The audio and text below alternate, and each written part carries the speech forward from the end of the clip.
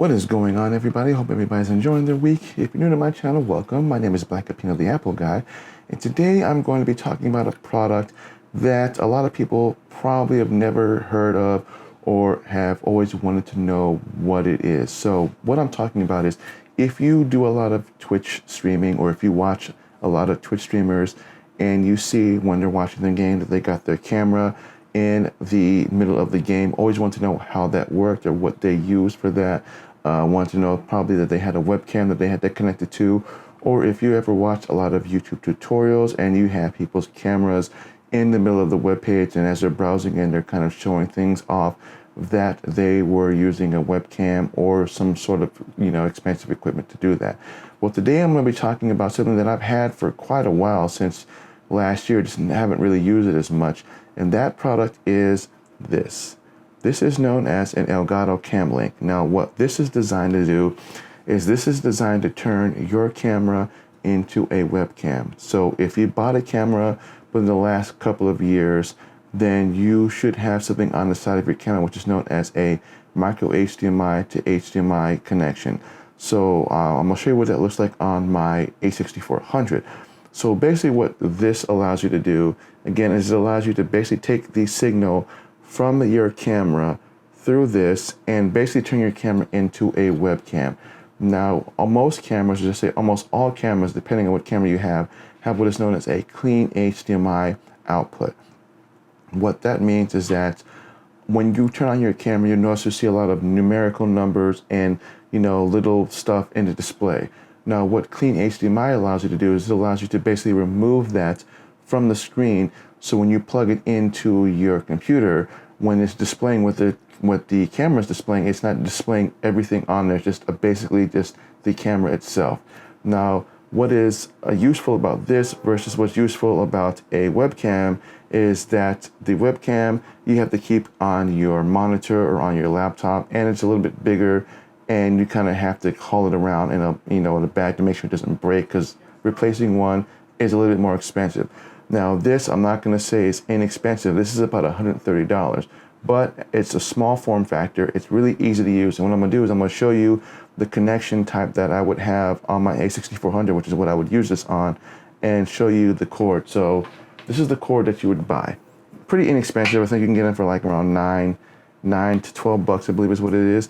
This is what is known as a mini HDMI to HDMI connection. So this piece right here, which is the HDMI, this piece here plugs into the back of that, and then that's how that would work. And you would take this, and then this end plugs into your mini HDMI connection on your camera. And I'm going to show you where it is on my A6400. You may have it on your camera. You'd have to refer to your manual if you want to look for that. And then this piece right here is just a simple USB plug-in that you plug into the USB port on your laptop or on your desktop. Now, if you have a Mac, unfortunately, if you have a newer Mac, then this will not work on that. You have to find a USB dock to plug this into. And I don't know if the program OBS runs on the M1 Max. You have to take a look at that first before you actually download it and try this.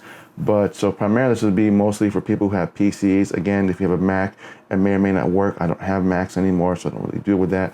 So I'm going to grab my A6400 and show you the connection is what I'm referring to. So as you can see on the A6400, I have 3 different connections. So on the bottom here, that is going to be my 3.5mm jack. That's what I would use to plug in any type of external audio device. The middle here, that is the mini HDMI connection. That is what I'm going to use to plug into my camera, and then the other end into my Elgato Cam Link, and that into my PC. And then obviously that is just a simple USB plug-in, a micro USB that I plug this directly into my PC, and I can download the video files or the pictures directly from the camera to that. So what I would do is I'm going to take this piece right here, plug it into the middle piece right there as I was referring to.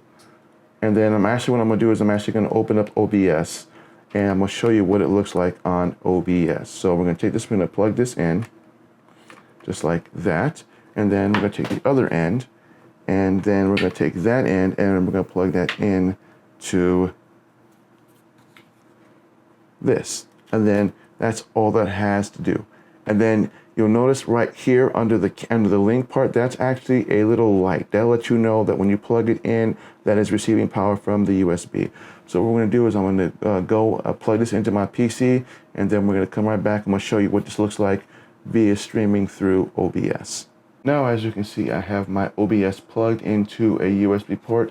As I said before, once that light is turned on, that basically means it's working. So as you can see here, I have my camera turned on for this. So once the power on the camera comes on, then the Elgato Cam Link comes on. Now, one quick tip for doing this is that if you're going to do this, you want to make sure that your battery is fully charged. Otherwise, you're going to end up draining your battery depending on how long you do your streams. If you're not doing a quick stream, if you're not doing like say, 30-minute stream or something like that, because usually these batteries will last a good couple of hours before they drain. What I would recommend is that you go into Amazon, look for what is known as a dummy battery for your camera, and then you simply would just connect that through this, and then it just powers it off of your simple power that you would plug in AC power.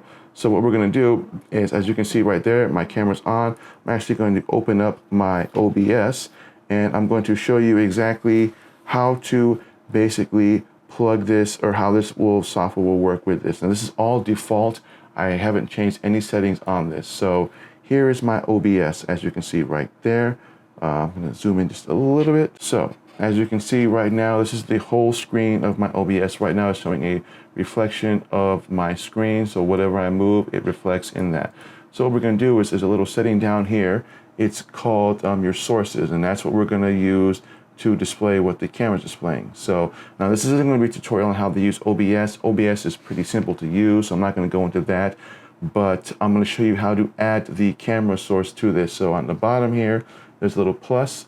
You simply tap on that, and then from here, you have a slew of selections that you're going to be using. What we're going to select is the video capture device, because the camera is going to be used as a video capture device. You simply click on that, and then let's say create new or add existing. So if you have other devices that you've already got connected, then you would just simply rename it that. But if this is your first time using it, just tapping in on video capture device and leaving it as it is, leaving it default. You just hit OK.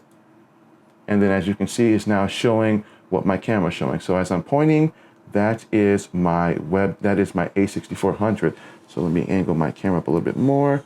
So that is what you're seeing from the camera. So if I were to point it towards that camera, as you can see, it's showing me with my ZB1, and that's that. Now, this is all by default. There's really no need to go in and change any settings whatsoever. So device will be the Cam Link, which is what I have plugged in to the USB ports on my PC.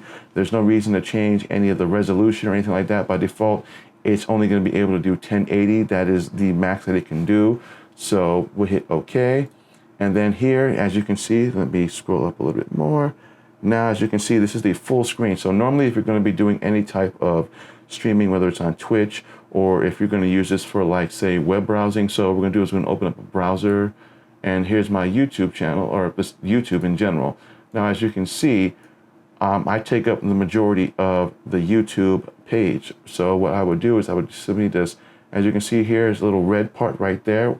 What I would do is I would collapse this, bring this back forward, and as you can see, this little red box right there, that is all allows you to resize that. So I can just resize this any size I want. Simply move this anywhere I want within the area of the box. So anything within the blue area that's here is where you can move your camera function around. So if I move it outside that, as you notice, it disappears. So I'm gonna leave it like right there in the corner. Then we're going to open back up the browser, and then I'm gonna open back up OBS. And now, as you can see, I move it to the side. It's gonna reflect whatever I have showing on the screen. So if I'm doing any type of tutorials and I want to look at something, I simply would just click on the video and then it will show it through there. This is very handy if you're doing any type of Zoom calls, or if you're doing any type of Facebook or YouTube live videos and you want to show some people some products or some websites or something. This is easy to do. And again, the device is only $130, and it also, with a simple USB to mini HDMI to HDMI, is a pretty inexpensive cord.